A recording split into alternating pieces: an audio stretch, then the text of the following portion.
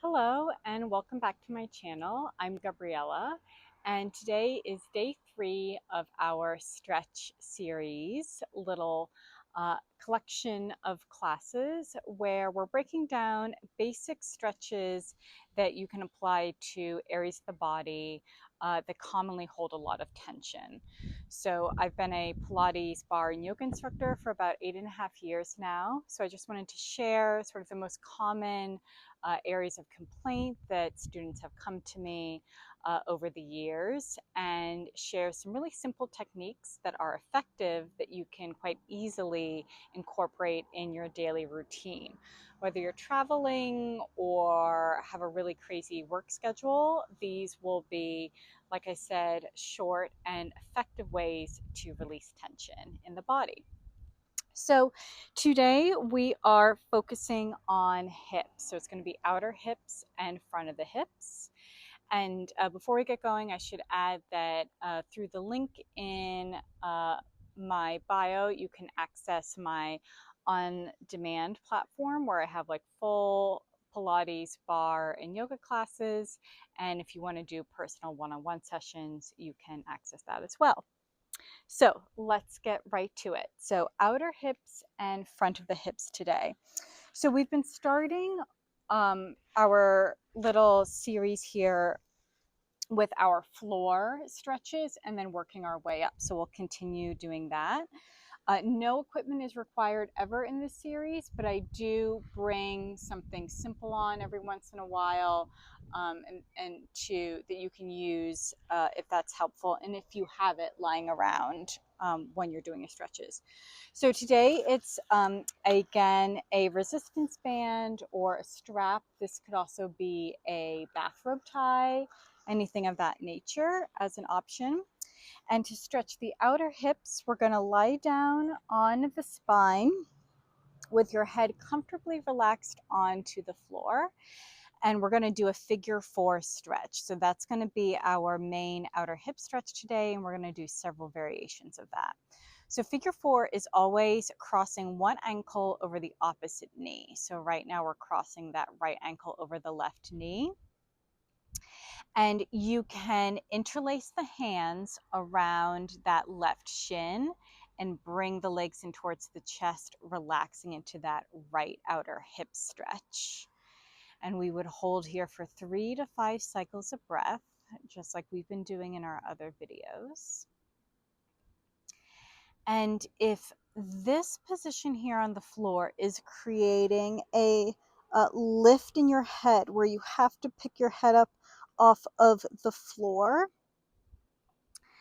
that's going to create a ton of tension in the head and the neck, and we want the head and neck to rest comfortably on the floor.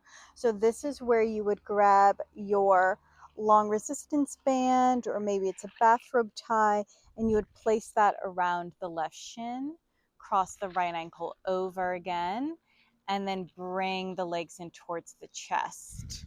And the strap is just creating sort of like an extension, if you will, for the hands and for the arms, so that you can have some support around the left leg, but still keep your head relaxed on the floor. And then we would switch sides after that 3 to 5 cycles of breath. So legs will come down, and we'll cross the left ankle over the right knee, bring the legs in towards the chest, noticing on this side if the head is gently lifting up off the floor, if that's creating tension, and we want to come back down, and then again use our strap if needed. And again, the key here is to relax into the hip muscle. So once we've set the figure 4 shape up, then we want to relax and allow the muscles to just open up and release tension at their own pace. So 3 to 5 cycles of breath on this side. And then we can gently bring the feet back and down. So this supine floor option is great if you're in your hotel room, in the morning or in the evening when you come home. can lie down on the floor, release the hips. This next option is again going to be a figure 4, but it's going to be a seated figure 4. So same idea, crossing the right ankle over the left knee. However, we're going to start with that left foot quite far forward, quite far away from you. And this left foot is going to determine a lot about this outer hip stretch. So start further away with the left foot. And as you bring the left foot forward and the legs come in towards the chest, you'll start to feel a deeper stretch in that right outer hip. And you're never stuck anywhere. You can always, if you feel like you came in a little bit too much and it's too uncomfortable, you can just always inch that left foot back out again. And then we just pause here. We just pause and hold for 3 to 5 cycles of breath, relaxing into that right outer hip.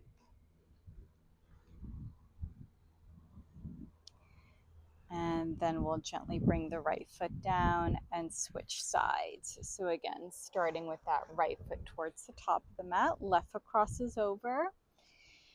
And then gently bringing the legs in, not assuming that this left hip is going to want the exact same positioning as the right. It might, but for some bodies, for example, one hip might be tighter than the other, so you might need a different placement of the opposite foot. And we'll take 3 to 5 cycles of breath here, just relaxing into the outer hip. And then we can bring that left foot down. So you would want to repeat that 2 to 3 times, has been our sort of little routine here, 2 to 3 times of spending 3 to 5 cycles of breath on each side. Now, the last option I'm going to show is if you are at work or if you're at the airport and you've got a lot of tightness in the outer hips, what this would be like seated. So we would just come down to the chair, same idea, cross that right ankle over that left knee to start to stretch the hip in the right. You can always lean forward a little bit. This will increase the sensation in that right outer hip. So if you're not starting to feel it when you're sitting upright, start to maybe lean forward and then again stay relaxed into that right outer hip. And then we can gently bring the torso back up. Let's bring that right foot back and down and then relax here. So those are your 3 options for the right outer hip. When it comes to the left, or the front of the hips rather, we're going to start with that left foot forward and bringing the right knee down to the floor. So we're starting in this 90-degree angle for both legs. And this is already going to start to stretch the front of your hip, which you might already start to feel. So for some people, we don't need to go any further. We can just relax here. For other bodies, you might want to start to inch the left foot forward and start to drop the hips down. And again, you're in control with how far you want to go with that left foot. You can also bring the hands down to the floor. If that's more comfortable, you could bring the hands onto the left thigh or shin, or maybe even to a chair if you would like more support. And again, 3 to 5 cycles of breath. And this stretch is fantastic, especially if you're sitting for long periods of time, long flights, long computer days, because it really opens up this area of the body which is completely closed off and tight from sitting. And then when we're done, we'll gently inch the left foot back, come on up and switch sides. So starting in that 90-degree angle, allowing the left hip to register what's going on here, and then perhaps inching the right foot forward, allowing the hips to drop down and relaxing here. And we will always want that front foot. We want the knee stacked over the ankle for support. So 3 to 5 cycles of breath. taking your time to come on out. This can be quite a deep stretch, so we don't want to come out too quickly. Right knee can come back down.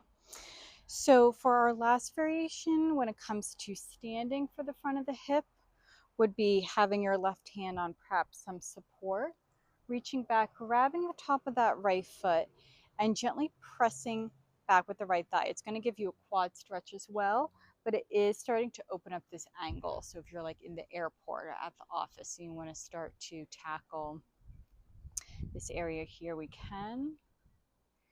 And then we'll gently relax down, switch sides.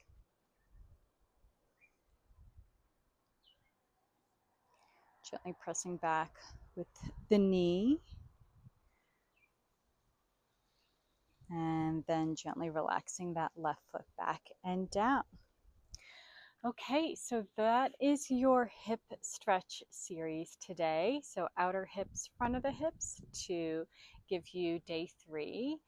And thank you for joining. Hope this is helpful. Let me know in the comments if you have any questions or any sort of area that you would like me to maybe do a video on and focus on. I think after this stretch series, I'm going to do a little strength series with breaking down some Pilates and movements